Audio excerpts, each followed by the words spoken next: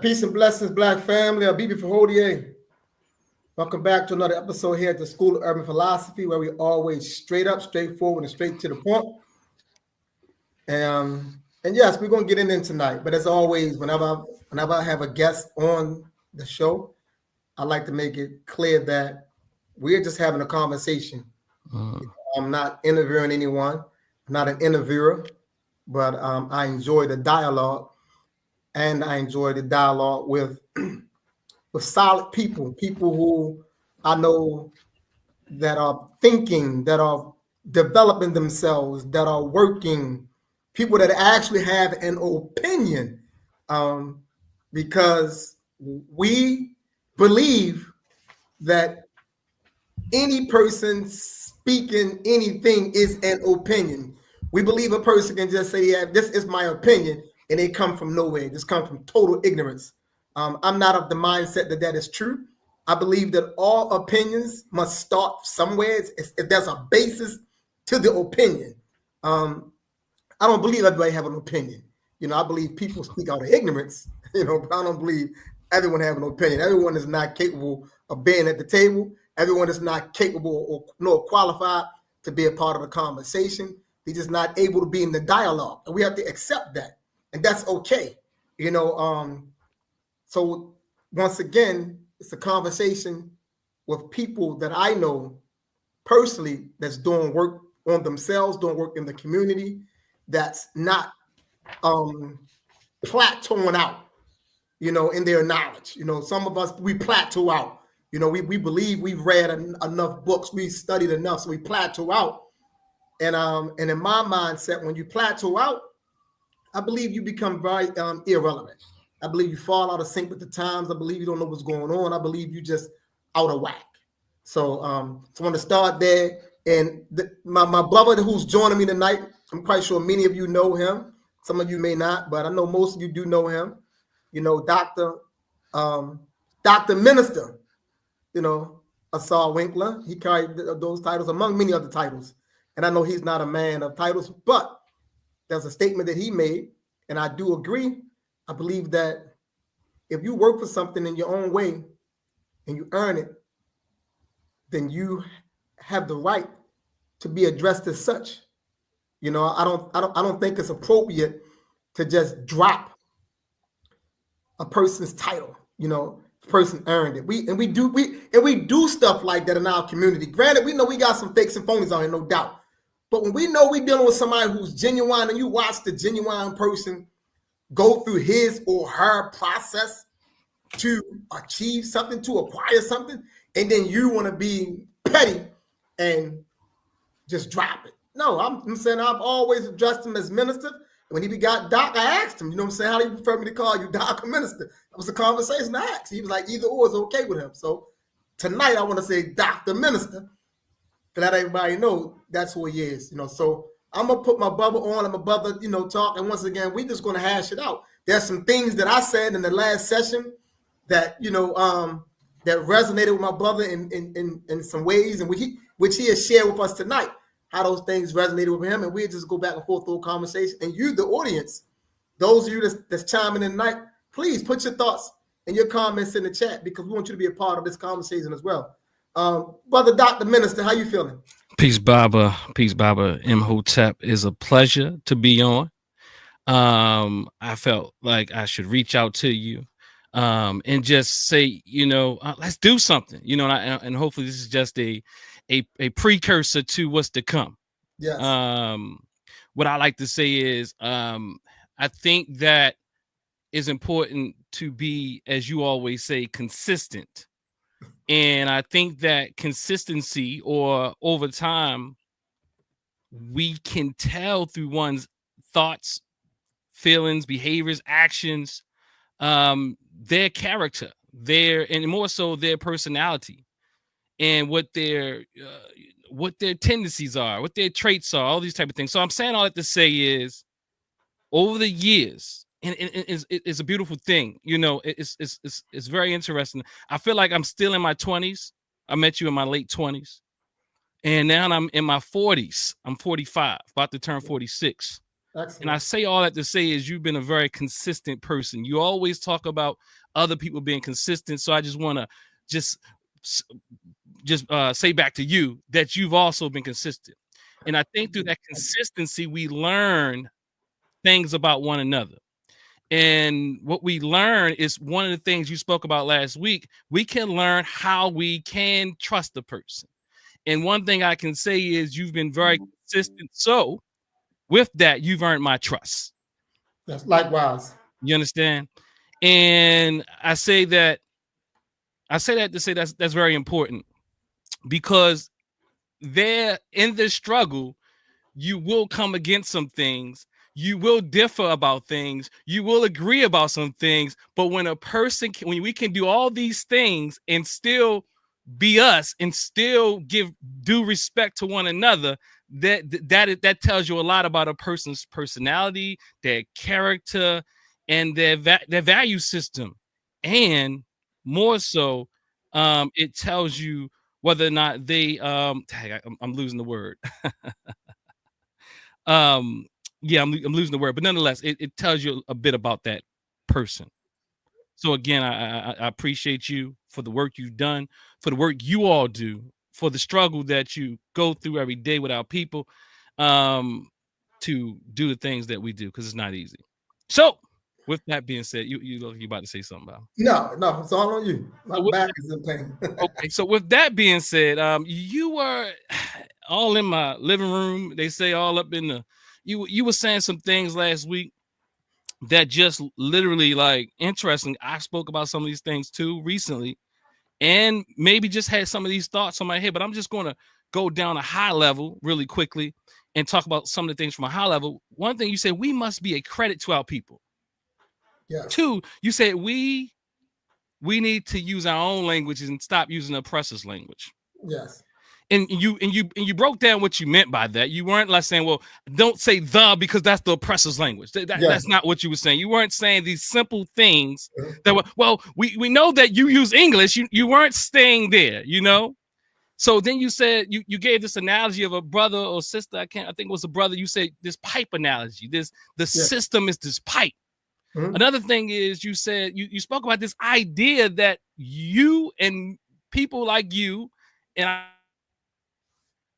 because we can identify.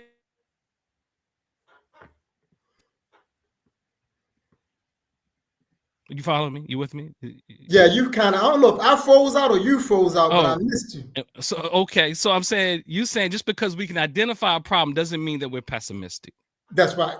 You said drugs. You gave an analogy, even like drugs have been designed to destroy our community. Well, our communities by design have been destroyed by drugs, and that was just one example of how the European, the whatever you want to call them, the boogeyman, the white man, the system has strategically and intentionally put warred against us. Tried to destroy our community. You said something about. Let me just stop there. It's so many points, but one of the things I do want to say that stood out to me last week overall, and I think just like when I look at all of the thread, is this idea that people are now saying, and I mean, I had a whole lot of debate around this, is that we should take 100% of the blame. You say people are saying we as Black people need to stop pointing the finger, stop talking about the white man, stop talking about these things, and we need to take accountability. In fact, forget about them. Don't say anything about them. And you posit that we shouldn't take 100% of blame. Anybody who's saying we should take 100% of the blame, there's an error going on there. I'll stop there, just to kind of give you an idea of some of the things that stood out to me. Yeah. So I'm glad you stopped at that one, because that's a very, very that's one of those ones that we don't fully understand. And I say it all the time. It's like in 1989, I got shot. A person shot me with the intent to kill me. Mm-hmm. Right. So and that person left me wounded and bruised. You know, so after that person left me, well, it was two of them. Those guys left me wounded and bruised. So the next thing was for me to do what? I had to recover. That was my responsibility. See, recovering was my responsibility. It wasn't theirs, right? Because their intent was to destroy me, right? My responsibility was to recover and to go through whatever the processes I had to go through to recover, right? So as I engage in the process to recover, part of my healing is also to remember the incident that caused the injury. So the injury becomes a part of my story. So me telling my story, if that offends the individuals who hurt me, that's not my problem. That's their problem because they perpetrated the crime. Yeah. So I could never just say, well, I'm going to absolve them from what they've done to me because it happened in 1989. I don't care them because it happened in 1899. You know why? Because every time I get in the shower, I see the scars on my body of 1989. I'll never say that I'm going to forget that happened in 1989. Don't worry about them. Keep it going. No, I'm not going to dwell in it. I'm not going to walk around, like I'm afraid, but I'm going to acknowledge what I've been through, and how what I've been through have impacted my life up until this point. And because I was shot, it changed how I relate to my own children. So what they done to me is impacting my children. Which wasn't even born, wasn't even thought about when I got shot. Because of what they've done to me, it impacts how I relate to my children. So I can't say, well, we take 100% of the blame. That's idiocy. Total idiocy. We can't take 100% of the responsibility. We're going to take responsibility of doing what we need to do, to pick ourselves up, to move, to build, to make things right, to ensure that it never happen again. But we can't say that we absolve them 100% of what they've done to us when they still have things in place to reinforce what was done hundreds of years ago. I think that's poor logic. Yeah, I agree. And as you say, and I like to say that you are I'm going to say you're an outlier. And what I mean by outlier, you are a overcomer. I'm going to say that you are overcomer of many overcomers. Like I'm saying that I am going to say that although it impacts you, this is my assessment. I could be wrong, but I don't think so. That you rise even higher to overcome any type of hurdle that's thrown at you. Yes. And so what happens is people will begin to say things like you said last week. No one told you to take the drugs. They put the drugs in the community. No one told them to take the drugs. But the reality is what we understand is that from social science would suggest that probability, we know that most of them will, if not all of them. It's not, it's human behavior. So what I'm saying is, although Baba Imhotep is a person who got shot and was able to grow from it, move on from it, there's so many more people probabilistically that will not. That's right. And go ahead, you about to say something. No, go on. I'm saying you up. So I just want to kind of say that even they know that. Even they know that. I am saying, you were coming for the people in the schools. And I'm saying, come for them, right? Because I like to tell people, like, I'm not even a traditional student, one. But two, I went back to school with a purpose. But three, I also understand that even going back with a purpose, how tricky that system is. And how tricky those liberal white talking points are. And how we begin to take on their ideologies, their talking points, their frameworks, even when we already have one that is superior, stronger, we know ourselves, all those type of things. We have to be very careful.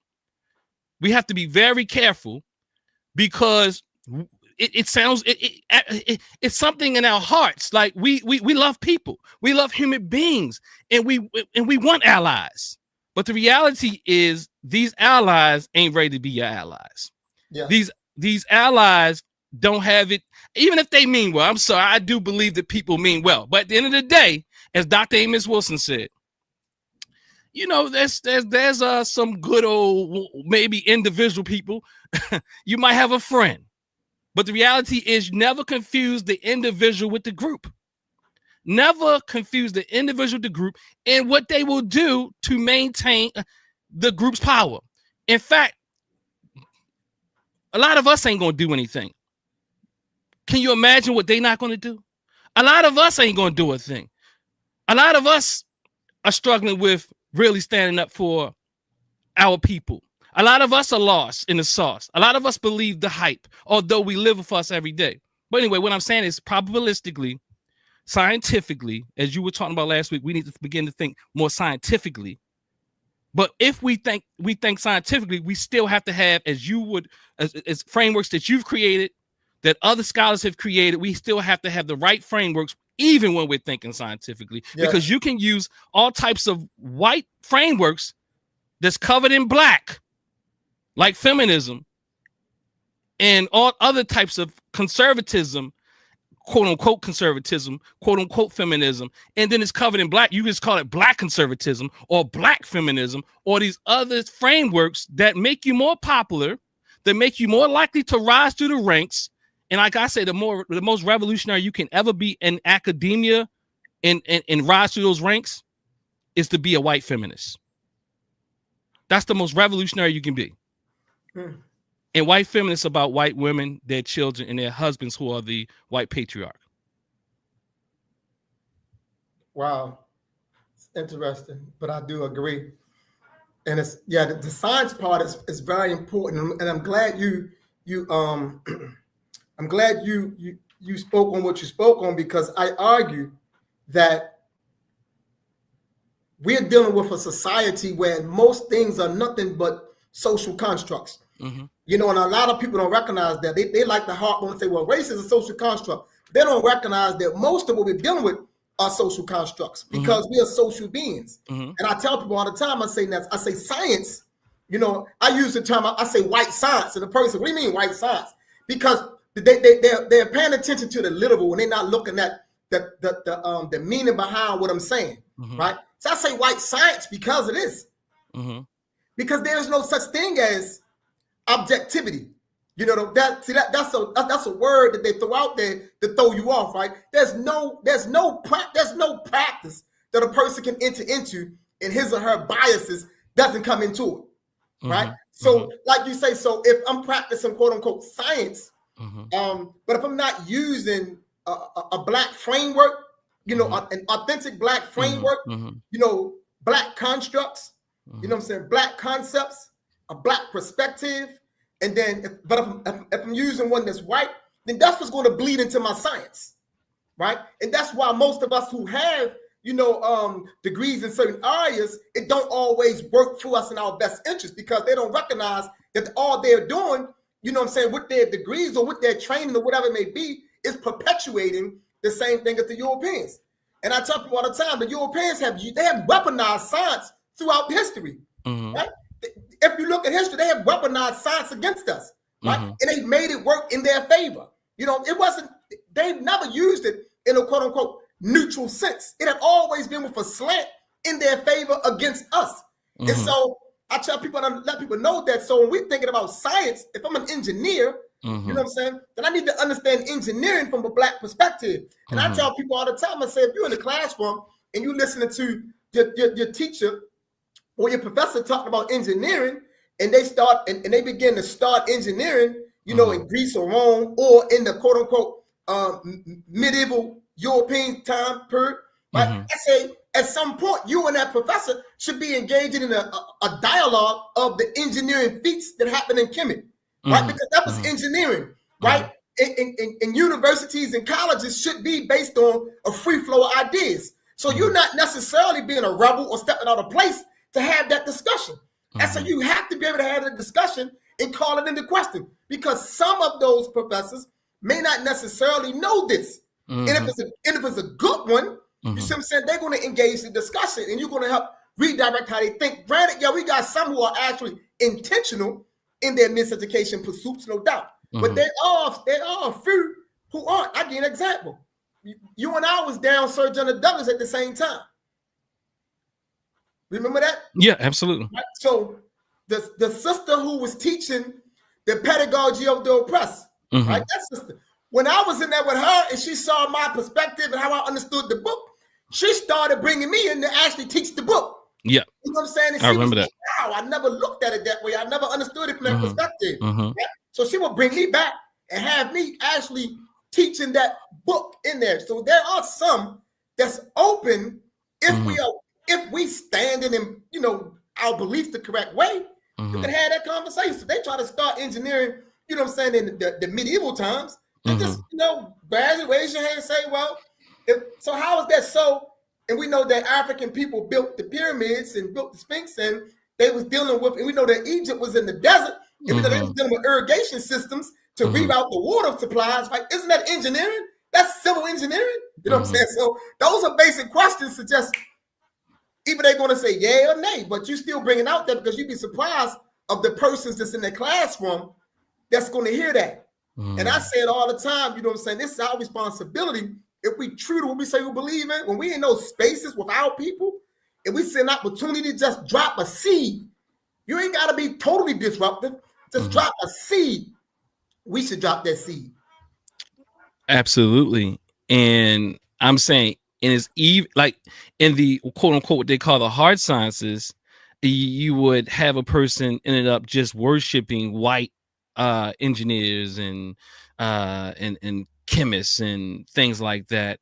In what they call the soft sciences or the social sciences or what have you, you will have them definitely worshiping not just the people. You have them worshiping their ideas, their complexity of thought. You will begin to think that you are not genius like them. You're talking about philosophy. You're talking about culture. You're talking about history. You're talking about psychology. You're talking about all these things. And it seemed to work for us. But what you end up creating is, as you said last week, an apolitical person, just like in psychotherapy and psychology and so on and so forth.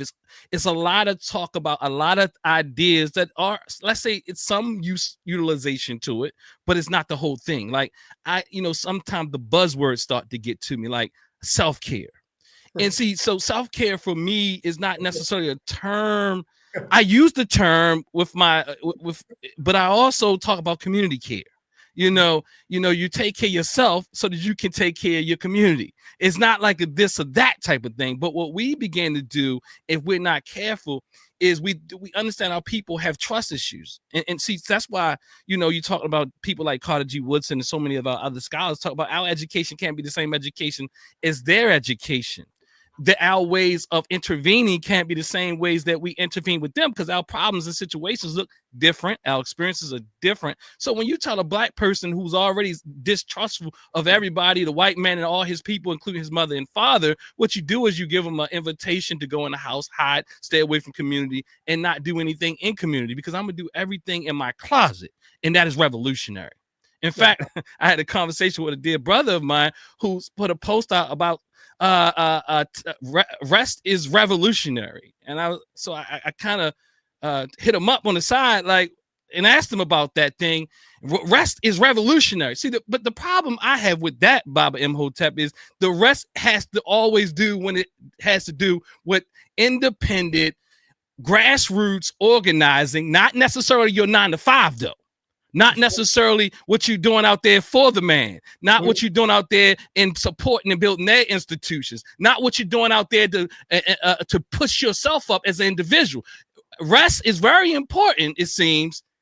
And it seems like it's specifically important when it's talking about coming together collectively and doing something with community, grassroots community. It's about when you really have to put, we'll say, boots on the ground type of community. When you just simple things are even showing up. And really being there for one another. Like people would say things like I don't know. I think we have to reframe the way we look at things. People send out things like when COVID happened, they got canned goods. Everybody get the canned goods. I said, why don't you get me some?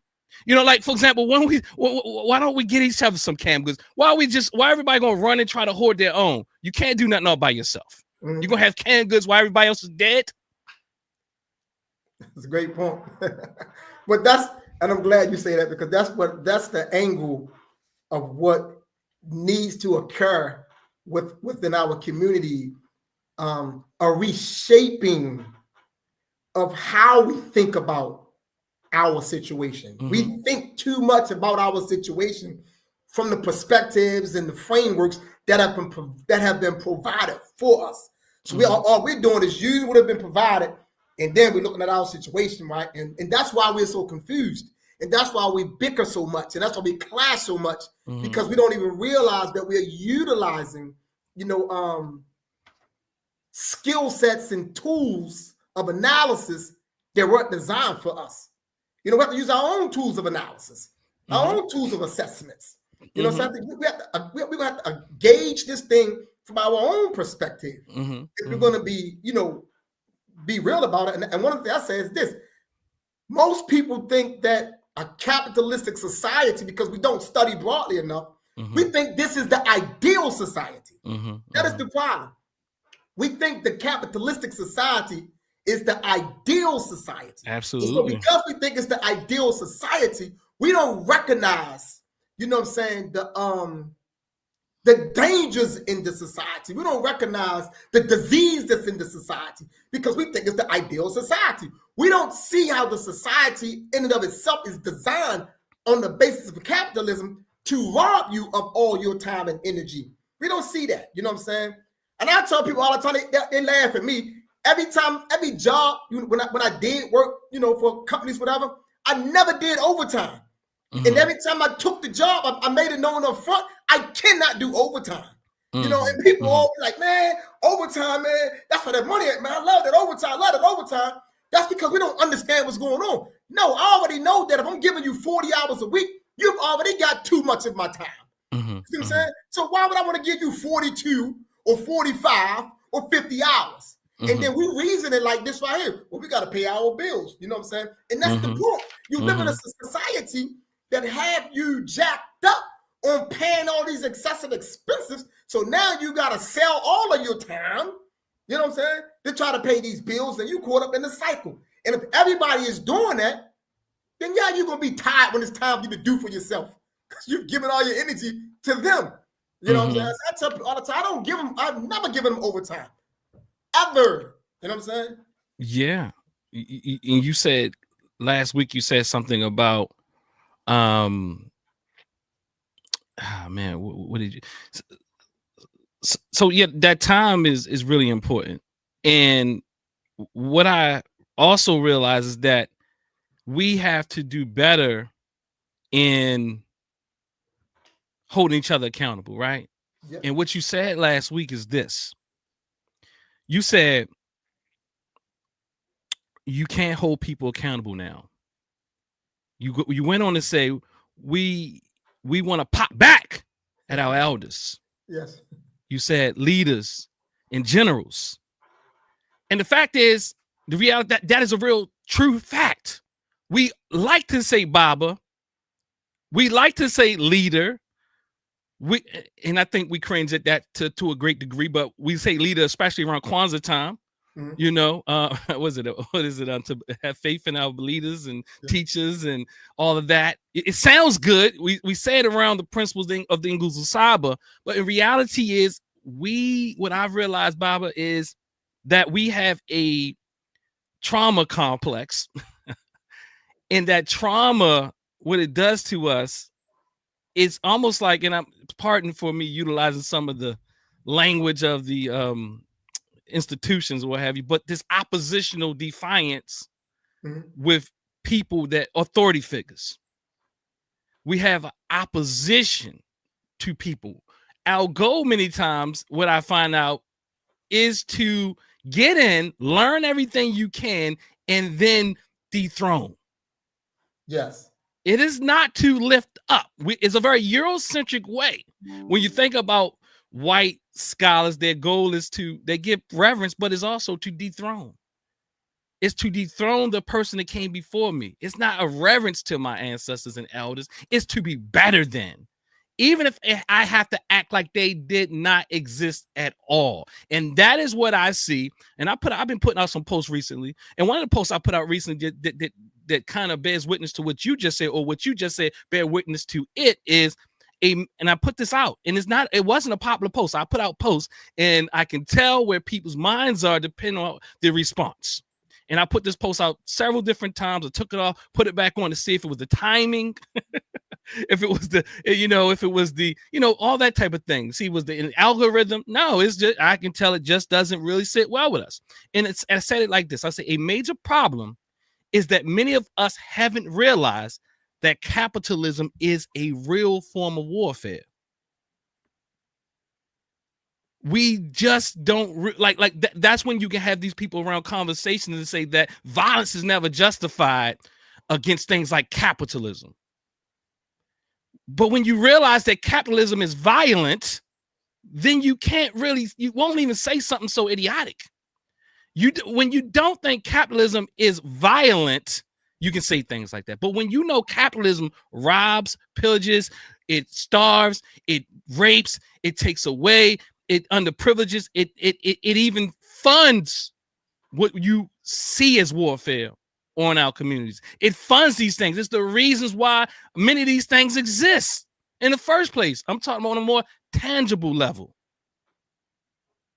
Yes, I agree. And I'm glad you used the word, I'm glad you used the word violence, because it's very important that we be clear when we are explaining what's happening. And oftentimes people want to shy away from being descriptive and clear, but we need it. It is violent. And it's interesting that you explained it how you explain it, which is so important. I was having a conversation the other day about capitalism with a friend of mine. And what I explained to her is this, and she was like, wow, I never thought of it like that. I say capitalism, we understand capitalism largely as being an economic system. I said that's how most people understand it. I said, but I'm going to stretch you a little bit. I said capitalism is not only an economic system, it's an ideology as well, right? It's an ideology as well, because if you look at the mentalities of the people under capitalism, right, they are shaped by capitalism. See, capitalism shapes the mentality that drives the things that we see. You know what I'm saying? The excessive need, like you say, to go get all of the cans and have all the canned food. That's a mentality. Where that mentality come from, right? That's capitalism. You know what I'm saying? So capitalism it's a driving thought process as well as an economic system. You know what I'm saying? Because the economic system didn't produce itself. You know what I'm saying? The economic system comes out of a mind or comes out of minds. You know what I'm saying? So, and that's what people got to understand when we're talking about what's really happening. And we have to have these conversations. So we have to rethink this whole thing. You know, it has to rethink. You know, so yes, we do pop back at the leaders, like I said, and you know, we like to say Bible or in Wild we like to use it because we want to play along like we really into it. But you know, but when that person, if I call you if I say, if I'm with you, like you and I, and if I'm a part of, you know, I come into your organizational structure, and I get in the organizational structure, and I see how things are set up, and inside the organizational structure, you are considered, you know, the minister, right? So now I'm there. I'm with you for 3, 4, 5 years. I'm doing all the things I'm supposed to do. And you might give me my accolades. You might let me know how much you appreciate me. Then you notice me going off to the side a little bit. And you come and do what a minister's supposed to do, because you're responsible for all of us. So you come and you pull me up and you say, man, look, check this out, man. You know, I know you've been good. I appreciate all the work you're doing. But man, last 6 months, man, you've been off a little bit. So because of that, I think that you should sit down a little bit, and I want to pop back at that. You know, I can't pop back at that. You know, I can't be like, what do you mean? Or I get mad, or I'm out. You know, that's the stuff we're doing. But that's poor character. See, that's poor character, right? And that's an indication of indiscipline. Because when you're a part of a group, you know you're not bigger than that group. If you're a part of a group, you're not bigger than the group. You are supposed to be in alignment with the regulations of the group, whatever the values and the principles of the groups are. You're not bigger than that. You submit to that. That's what produces the order within the group, whether that's a family, or organization, a community, or a nation. You don't buck back when we dealing with something that's righteous and just. Because I know how we are. We look for a reason to justify. Well, what if it ain't right? This, that, and other. But you should know, me and Dr. Ausar not talking about nothing that's broken. We're talking about it from the right perspective. You know what I'm saying? So they only got to bring that in here. That's not what we're talking about. We're talking about something that's legit, something that's right, something that's just for our people. If you're a part of that, then you must be in compliance with the rules and regulations. If you're not in compliance, then you must be able to be held accountable.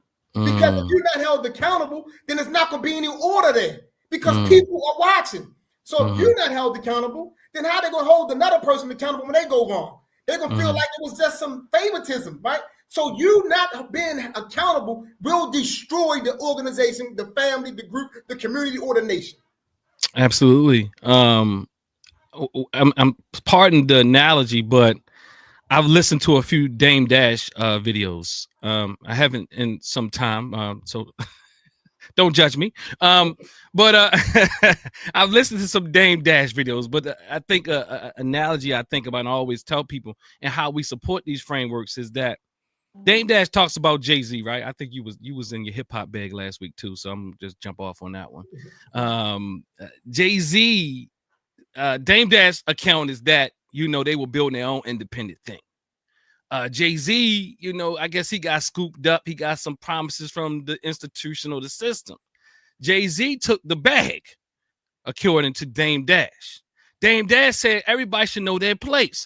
We could have built our own thing, our own infrastructure. I'm not talking about what they was going to build, but I'm just using this metaphorically, is that Jay-Z went out. Now he's quote unquote, I don't even know if it's true, because a lot of these things are lies, charades, smoking mirrors and screens. And now he's a billionaire, quote unquote, million, I don't know, somewhere up there, right? He's with Beyonce, he's doing a thing. So now people are saying to Dame Dash, you are wrong. Because Jay-Z is buying into football, sports teams and all these type of things. He's doing all these different things. But the reality is we affirm poor behavior because someone goes and get rewarded by the system. That's right. You understand what I'm saying? So that's my whole thing. Like, for example, I just be real honest. Like, and people try to start trouble. Like, let's say you see somebody who moves a different direction to go this way. And what they do is they start to say, oh, they popping off over there. They doing this over there. They doing that over there. At the end of the day, you're rewarding people who are really building the system rather than independent institutions. And because they're being rewarded by these very institutions, somehow you even believe, I'm not talking about me or you, I'm talking about the people who are talking, that somehow that makes them more valuable, although they've, in some degree, abandoned our communities. Yes. So what's that? That's the Pablo and his dog, right? And that's what that is, you know what I'm saying? Positive, negative reinforcements. That's what they running on us, right? Absolutely, yeah. That's what they running on us, you know what I'm saying? So you can be like I said all the time, like the nature of this society, it will always award and reward anything that's degenerative towards us. Absolutely. You know what I'm saying? If you want to make it in Black America, be the worst Black person you can be. Yeah. That's right, the easy part. Go out there and just sell out totally. They will award you and reward you, because by doing so, they know that there's a strong possibility that others will want to emulate you. You know what I'm saying? And that's the way they can destroy us and break us down. And we gotta move past that sickness, because it's kind of like this. Look, let's say, brother Ausar, Minister Ausar. Look, you got 20 people at the service on Sunday. Let's say that, right? And Jamal Bryant got 3,000. So somehow in our minds, I'm just using this as metaphor, and it's not brother Ausar, it's brother Imhotep, is brother Jabari, is brother or sister this or sister that, is our elders even, who we aren't really giving respect to anymore for a lot of these charlatans and fraudsters out here. We're looking at people who are in the algorithm, who are being rewarded, and not looking at the Babas, like, the Babas are still in our present, the mamas are still in our presence. You know what I mean? We're looking at these frauds, and somehow we think because they have popularity that somehow that means that they're legit, and somehow we don't even understand the own messaging that we espouse, the idea that the system will put you out there. And sometimes I think we don't understand how critical it is and how complex it is, and the complexity behind it is the system don't mean that somebody literally actually said you're the one. The system itself has built in a built-in reward system for that type of stuff. No, that's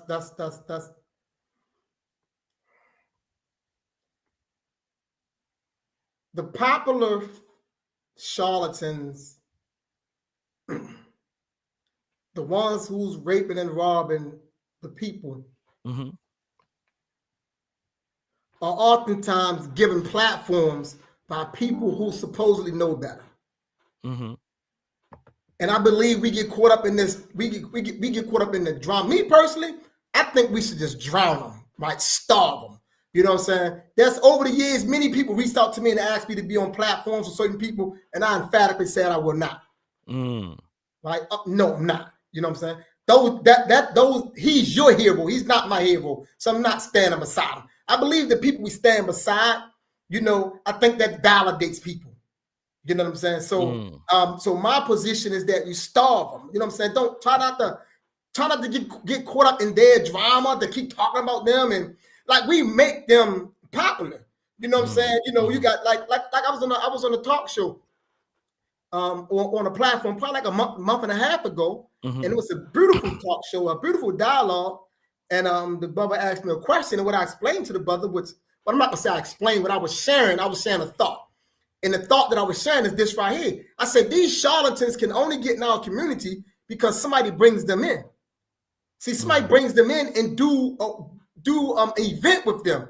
Because these people are not doing all this on their own. Somebody brings them in. Somebody rent the space or find the space, put the flyers, whatever, right? And they make way for them to come in. And I say that charlatans, fakes, phonies, frauds can only enter the community when they have access to the community. And you get access when the community is disorganized. When it's disorganized, when the people who's supposed to know better haven't closed the ranks for whatever reason, they haven't closed the ranks. And when you haven't closed the ranks, you're not having no regular meetings, whether the meetings is every 4 months or whatever, to make sure we're on the same page, make sure we still aligned, make sure we know who's the fakes and phonies are. When we're not communicating like that, you find yourself working with fakes and phonies and stuff like that, bringing them in. You know what I'm saying? And we find ourselves consistently working against ourselves. And that's the post that I put on Facebook, right? I say we're working against ourselves. Because, man, I think, man, that we have to figure out ways to work together. We got to figure out ways to work together. And oftentimes when you say that, I think people think that you're talking about we got to be a part of the same organization. No, you can be in your tribe. Like, stay in your tribe. You know what I'm saying? No one is trying to take your identity, your organizational identity, your organizational sovereignty or autonomy. That's not what it's about. It's saying that we need to be able to work together so we can close the ranks in the community that we say we're working in. If we all say we want to make our community better, then we need to figure out ways to work together so we can advance the community. That's one of the reasons why we started doing the Kwanzaa, when we was doing Kwanzaa back then, the groups like that, because we had took notice of, you had everybody doing different Kwanzaa. Sometimes they overlap, sometimes it was on different days, and it wasn't like a consistency. So back then we said, let's just do 7 days of Kwanzaa, reach out to organizations, see if they can want to be a part of it, and just move it like that. You know what I'm saying? In an effort for us just to work together. And we've done that for 10 years that way. So now we got, people that's doing Kwanzaa today, y'all, TNAT does Kwanzaa, things like that. We got all these other things that's going on in the communities and stuff like that. We got all these major issues and things like that. But what are the things, what are those driving issues that impacts all of us, that we can work on and say we can do something about? So that's what it's about, because them charlatans, they're gonna continue to be who they are, primarily because they're not being handled correctly. They're not being dealt with correctly. We gotta shut them down. Granted, they got big platforms, yes. They got big platforms and things of nature, but we got to shut them down, though. We need to be like, We need to be putting together like, yo, don't nobody do no event with so and so and so. He can't come to Baltimore. Simple as that. You know what I'm saying? He can't come. He just can't come up to our Baltimore City. And this is how we have to be. We have to be very, very organized. But to produce organization and to produce that type of working togetherness requires a certain level of consciousness. And that's what I realized over the years. And oftentimes I also realized that just because people are doing the work, it doesn't mean they're completely aware of the nature of the work. Absolutely. Absolutely. And I'm thinking part of like kind of tying it back to this idea of capitalism. And many times we struggle with shutting down certain folk because of capitalism. The same very folk that don't see capitalism as a problem.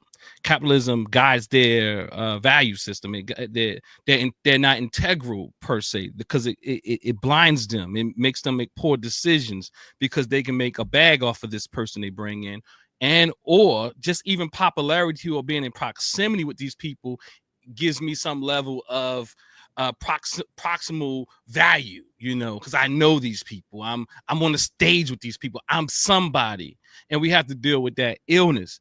And to kind of take it back, and I guess, Bob, I know you're about to close out pretty soon, is I did want to get back to that pessimistic piece that you spoke about too. You said, I am not pessimistic. You said things will get better, whether it is in the United States or not. I'm paraphrasing. Yeah. Whether it's in the United States or not. We struggle with truths of society and believe it is pessimistic. So in other words, we struggle with really when people are identifying and showing us truths about things, similar to these charlatans even, because some people just say, literally in circles and study circles and discussion, why do you got to blow my high? It's almost like Barashango said, can I have something? He said his wife will say to him, can I have something? He said, well, I'm glad I still got the midnight hour, you know, but nonetheless, he said, you just a killjoy. I mean, and I've been a killjoy. And nobody really wants to be a killjoy, but it's a hard job when I really love you, and I don't want to tell you this because I want you to like me. But the reality is, I'm integral. So part of the work is to not for our people not to be deceived anymore. And you also say you have pessimistic people and shallow people in all walks of life. Now, why am I saying this? And what kind of the struggle I have, and it's not much of a struggle, but it's more of an intellectual struggle, is that people will say that to me, you're pessimistic. You're not about, we need to be about action. And people will say that to you, Baba, you're pessimistic. And look, I'm about solutions. So that right there is like, what are you talking about? And you said something last week too, and I'm still working on this one. I'll just be honest. This part that you said, you are the Ogun, you are the Haru. Stop being so goddamn shy. Stop being so goddamn, I don't know, whatever you said, but it's like this type of thing. Like, you know, this peace, this collective peace, this peace where, you know, and I tell you, my struggle is that not wanting people to think that I think I'm better than them. I'm just going to disclose that, right? And but the reality is, then they challenge you as if their resume, as you started to show off, or the episode off today, as if their resume adds up, and they have I'm going to say they have the audacity to even come with you on that. When you talking to people who not only talk, not only theorize, not only philosophize, which all are important, yes. But also put action in, like, like on a whole nother level when it comes to this work. Because to be to the level that a Baba Imhotep is, and I'm going to say myself and others, you have to really put up a real serious fight. I'm saying, and sometimes it seems like when you're comparing against things, and I think the comparison piece is part of the problem too. But let me just say that to be to the level and doing the level of things that organizations like PLM, TNAT, even like Survivors Nation, all these different organizations, whether they still exist or not, there were some serious struggles. And and what I wanted to say about that, in closing, the very people who say you're not about action, their resume can't even add up when it comes to action. How dare you come and talk me about action? That's what I really want to say. How dare you come and tell me about action? I'm turning it back over. That's a good point. So I understand that struggle that you mentioned. This is what I want to say to you on the on the air. That struggle that you mentioned, that's modesty. And I'm gonna say this right here for quite a few years in my early part of doing this work, I carried that modesty, but I realized something through major self-reflection, consistently studying and paying attention. Modesty is no good. So this is what I learned, right? People who know you know you. Yeah. So lose the modesty. The people who want to say, "Oh, he think he's better," that's because you intimidate them.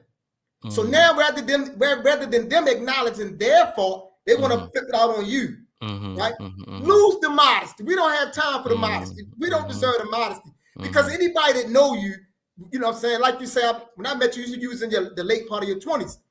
You've never been arrogant, egotistical. You've never been none of that. That's just not you. It doesn't fit your character, right? But yet you do deserve the latitude to exploit your talents and skills intellectually and not feel like you gotta hold it in because you don't want these other people out here to feel some kind of way. We got to get past that. No, man, the people that know you. I know you. I know your heart, man. Man, shine. You know, shine. You know, I like listening to you on Black Box when you doing your thing. Do your thing, man, because we need serious-minded intellectual warriors. We need that. You know what I'm saying? And we're not gonna let these puny people make us feel bad for the work that we put in to develop our intellect. That's the same. It's the same argument that's happening in our communities. If our children want to be smart, you try to make them feel bad for being smart. No, don't be modest. Remain humble, but shine. You know, because your power is necessary. Your power is needed. So be out there. But that's a question I do want us to try to tackle real quick. But to put this question, I think it's a good question. So a few days ago, I heard a respectable elder say America is more capitalistic than racist. So I disagree. But what do you brothers say to that? Now, me personally, when I hear that, I truly strive not to demarcate, you know what I'm saying, white thought. You know, like I'm developing this framework where I lump all they thought together. You know what I'm saying? Granted, it's like put them on the spectrum. Now, you may have different degrees, but I try not to disentangle their thought, you know, because I think that's a trick. I think that's a setup, you know, because then we start finding ourselves arguing for them, because essentially capitalists and racists. So whatever, if I take a position and my other brother take a position, essentially arguing their thought. So for me, it is equally racist and equally capitalist, running hand in hand. Oh man, I like that, right? I appreciate that. Now, the way I would like to jump on that is I'm going with the philosophy of my dear elder brother here, race first. So, and I'm not even saying it or suggesting that he's saying it in this way, but I'm going to say it this way because what I realize in academia, which people say doesn't matter on a social political framework, I'm like, well, everything comes out of it, and that's what's in our minds out here, and everything but race is talked about. That's right. I mean, race is talked about. You know, even as a race is important, even as a social construct, and how it created racism and all of that. But there's no deeper talk than that, and then it instantly goes to every other issue. And guess what? Capital, and I can dig what Baba Imhotep is saying, even when he says equally, because the next thing that they don't want to talk about really is capitalism. They want to reframe it in words like people like what's some of the words they use? Poverty. And poverty is, that's a word, right? But the reality is they don't want to talk about how people are poor. right? They don't want to talk about the system that's creating poor people. They don't want to talk. They don't also want to talk about the interconnection. These are the two things that they don't want to talk about in schools. This is, I'm telling you, they might mention them, but especially in they don't want to talk about it. Just be like that. And in fact, and this is my argument, in academia, you have two schools of thought, and it might be more, but from at least right here, what I can think about right now is that you have which the white patriarchal mindset, and then you have the white matriarchal mindset. And you find the white patriarchy in some of the hard sciences who are ruling. They don't give a damn about nobody. Everything's numbers, and everything's is about the bottom line. And then the white matriarchy, they apparently supposedly care about everybody, but at the end of the day, is the most important issues are women's issues against men, LGBTQ against men, everybody against men, and black men are lumped in with the white man. So what I'm saying, it's very delusional. So I think I agree that they're equally important, and they are very under talked about, even though they seem like they're talked about. And they're not, even if they're talked about, they're not dealt with. Mm-hmm. Great. I appreciate that. So yeah, we got 2 minutes left. I really enjoyed the discussion, and hopefully this can be the beginning to many more such discussions that we can have to just drive and unpack these, these concepts and these ideas, because I think they are not being touched on the correct way. I think people are making an attempt to talk about some of these things, but I think they, like you and I both agree, I think we're approaching our situation too much through their frameworks. Mm-hmm. I remember having a conversation with Dr. Opatashaka, one of my jegnas, one of my elders that I always consult and talk to. He's up there. He was sharing with me a conversation that he had with one of his jegnas, which is Dr. Theophilo Obenga. So he was sharing with me a conversation. And one of the things that he said that Dr. Theophilo Obenga said to him is that he said we have the African-centered knowledge. We have the African-centered information. He said our problem is that we still have white methodology. Now, and this coming from, what I'm saying, someone that's been around for quite some time, that been doing some serious intellectual battles. He's saying like, yeah, we got the knowledge, but we still got this methodology. And that's not to say all of us, because some of us don't. Some of us understand that we don't need their frameworks. We're moving out of their frameworks. But a lot of us who are actually in leadership in Black organizations have white frameworks. And that's a big issue with why some of these organizations can't work together. Because they're driving thought, even though they're using Black terminologies, the driving thought or the energy is still white. They haven't corrected that yet. And that's a major issue. So maybe, next time you and I get together, we can unpack that. Because what is white in their minds is what's right. Yes. So as always, Black family, it's a blessing and an honor to you guys to join in and tune in with us. This is School of Urban Philosophy, where we always straightforward, and straight to the point.